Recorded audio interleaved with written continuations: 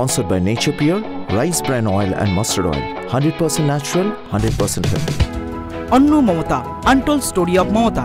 10th এপিসোডের বক্তা বিশিষ্ট রাজনৈতিক ব্যক্তিত্ব বঙ্কিমচন্দ্র হাজরা।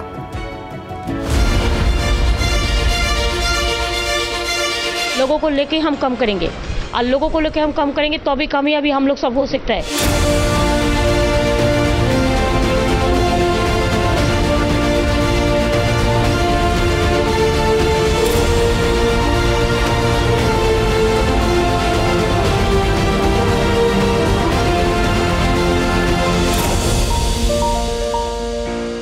মমতা বন্দ্যোপাধ্যায় আমাদের যিনি মাননীয় মুখ্যমন্ত্রী, উনি একজন তো অসাধারণ ব্যক্তিত্ব এবং তিনি একজন,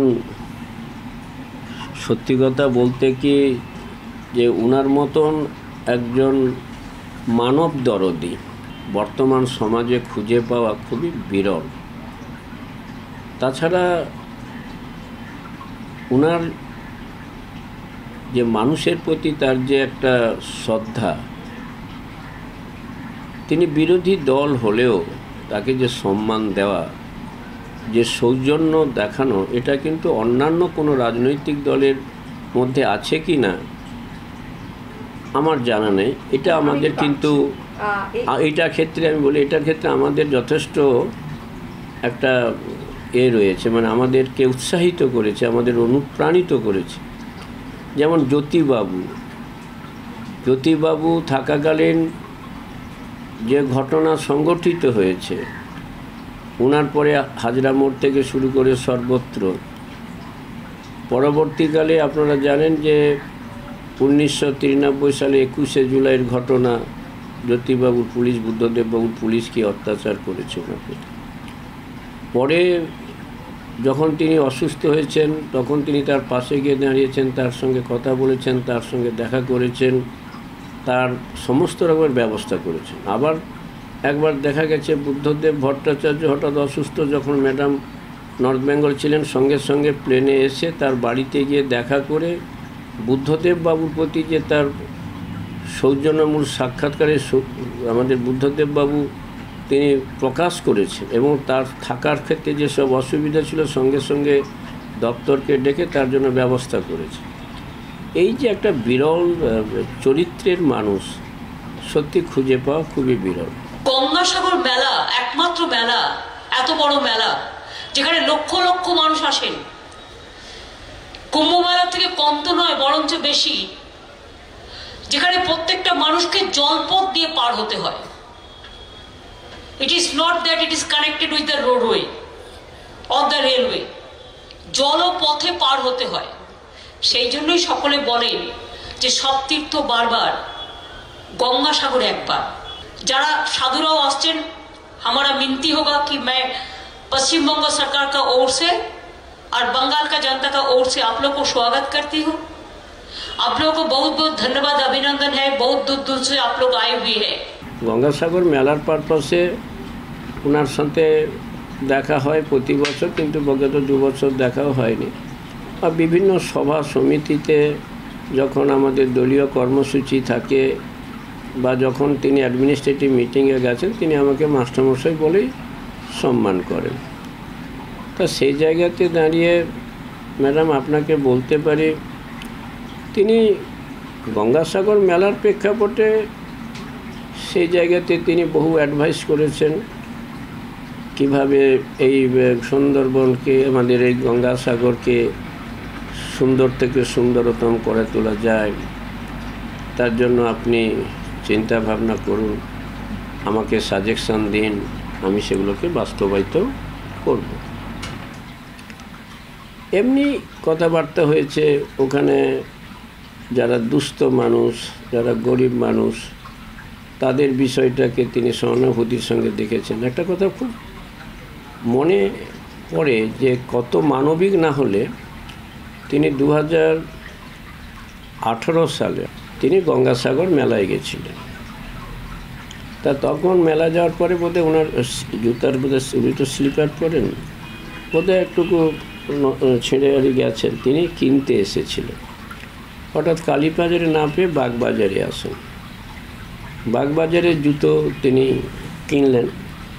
পাশে একটি মেয়ে, একটি বয়স্ক মেয়ে, তার একটা ছোট্ট মেয়েকে নিয়ে দাঁড় করিয়ে তিনি সেখানে দাঁড়িয়ে আছেন। শুনেছেন মমতা ব্যানার্জির সম্পর্কে। তা মমতা ব্যানার্জি বললেন, কি কিছু বলবেন মা? তা তিনি তখন বললেন, আমি ছিলাম না ঘটনাটা। তা ম্যাডাম তখন বললেন, হ্যাঁ বললো, ম্যাডাম আমি খুবই গরিব, আমি আমার ওই মেয়েটিকে পড়াশোনা করতে পারছি না।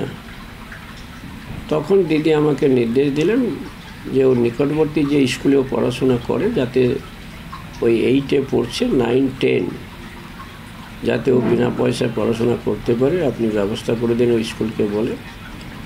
আর মেয়েটি যখন মাধ্যমিক পাস করবে আপনি আমাকে জানাবেন, আমি ওকে একটা ICDS-এ কাজ করে দেব। এবারে মেয়েটি পড়াশোনা করে মাধ্যমিক পাস করেছে। একটি ঘটনাচক্রে দিদির সঙ্গে দেখা হয়। বলে, আরে বঙ্কিমদা মাস্টারমশাই, সেই যে বাগবাজারে আমি গেছিলাম, ওই মেয়েটিকে মাধ্যমিক পাস করে গেছে? বললাম হ্যাঁ। ঠিক আছে, তাড়াতাড়ি আপনি করে পাঠিয়ে দিন, আমি শশীকে বলে করে দিচ্ছি। সত্যি এই কিছুদিন আগে সেই মেয়েটি কিন্তু ICDS-এর সহায়ক হিসাবে তিনি কিন্তু চাকরি পেলেন।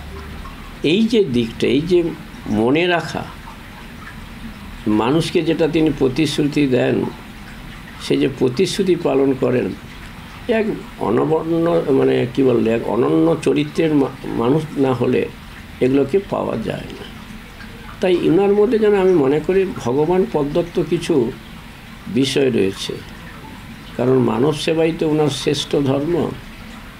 তাই স্বামী বিবেকানন্দ বা ঠাকুরমা স্বামীজির যে কথাগুলো বলেছেন বিভিন্ন সময় বিভিন্ন স্তরে, জাতি ধর্ম বর্ণ নির্বিশেষে, আমাদের মাননীয় মুখ্যমন্ত্রীও সেইভাবে জাতি ধর্ম বর্ণ নির্বিশেষে সমস্ত মানুষের সাথে, মানুষের হয়ে কল্যাণে যা কিছু করার, তার যে ধ্যান ধারণা চিন্তা ভাবনা আমাদের কিন্তু অনুপ্রাণিত করে।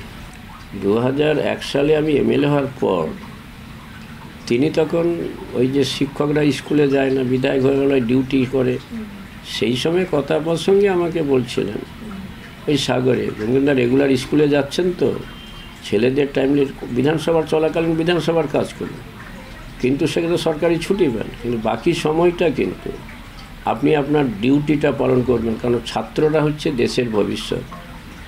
আপনি আজ ম্যাথমেটিক্সের টিচার, আপনাকে তো সেই শিক্ষকতাটা করতে হবে, কাজ করতে হবে। এই সব স্কুল, তাই আমি প্রায় স্কুলে যেতাম। স্কুলের আমি বিধানসভা করার পরেও কিন্তু আমি প্রতিদিন স্কুলে যেতাম। মানে একেবারে যেন মাটির মানুষ, সবাই সাথে, দোকানদারের দোকানে বসে চা খাচ্ছেন, হ্যাঁ, দোকানের লোকেদের সাথে কথা বলছেন, হ্যাঁ, মানে লোকেরাই তো মানে এত লোকেদের এত আপন মনে করছেন, লোকেরা মনে করছেন যেন আমার ঘরের মমতা দিয়ে আমার বাড়িতে এসে গেছে। মানে মানুষের সাথে এতভাবে, সাধারণ মানুষের দোকানে গিয়ে বসে চা খাচ্ছে, দোকানের চায়ের দোকানে গিয়ে সকালে চা খাচ্ছে, সকালবেলা উনি ঘুরতে বেড়ান, হ্যাঁ, ওই যে পল্লীর লোকেরা আছে, সেই পল্লীর লোকেদের সাথে তাদের ভালো মন্দ খোঁজ খবর নেন। একটা দিন হঠাৎ একটা জায়গায় মিটিং হচ্ছে, গাড়ি পৌঁছতে দেরি হচ্ছে, হেলিকপ্টারে পৌঁছবেন, হঠাৎ একটা ছেলের মোটর সাইকেলে করে তিনি উঠে চলেছেন, ভাই তুমি আমাকে ছেড়ে দিয়েছো। এইসব ঘটনাটা সেই ছেলেটি কিন্তু অন্য দল করত, কিন্তু পরবর্তীকালে দিদি তার মোটর সাইকেলে গেছে, তারপরে কিন্তু সেই ছেলেটা এখনও পর্যন্ত আমাদের সাথে আছে, দল করছে। তার এই যে দিদি আমার মোটর সাইকেলে গেছে, এই ঘটনাগুলো মন্ত্রী হওয়ার পরে আমার সাথে পরামর্শ বলতে, যাতে তিনি ভালোভাবে কাজকর্ম করা যায় সেটা আমাকে বলেছে। ভালো করে কাজকর্ম করবেন, সৎভাবে কাজকর্ম করবেন, মানুষের কথাটা ভালো করে শুনবেন কি বলতে চাইছেন। এবং তিনি বলেছেন পাড়ার লোকেরা যে সম্মান, মানুষ, আপনি মন্ত্রী হয়ে গেছেন মানে এইটা নয় যে সাধারণ মানুষের সাথে আপনি আগে যেমন সম্পর্ক রাখতেন সে সম্পর্কগুলো রাখেন। কালীঘাটে গেছি, তখন দেখা করেছি, যখন কালীঘাটে গেছি ম্যাডামের জন্য ওই কপিলমুনি মন্দিরের প্রসাদ তখন ওই কথা হয়েছে বাড়ির সব ভালো আছেন তো, আপনি ভালো থাকবেন, শরীর ভালো রাখবেন, হ্যাঁ বয়স হয়েছে ভালোভাবে থাকবেন, এটা বলেছে। দিদি মিষ্টি খাইয়েছিলেন, একবার ফল খাইয়েছেন, তো অনেকবার এসেছি। 2000 মানে আপনি কি বলবো 1998 সালে দল তৈরি হয়েছে, ততদিন ধরে তো আছি। তাতে তখন এমএলএও হয়নি, তখনও অনেকবার এসেছি দিদির বাড়ি থেকে। তখন মানিকদা থাকতেন। একবার দিদি যেমন বলছিলেন, বঙ্গিমদা তোমার ওখান থেকে একটা মেয়েকে ঠিক করে দাও, কাজকর্ম করবে, মায়ের সেবা করবে। তা আমি এনে দিয়েছিলাম একজন মহিলাকে, আমাদের ওই রুদ্রনগরের একজন মহিলা, এখনও দিদির বাড়িতে থাকে, তার বাড়ির ছেলে মেয়েকে দিদি চাকরি ফাকরি করে দিয়েছে। হ্যাঁ, তখন তিনি কেন্দ্রীয় মন্ত্রী,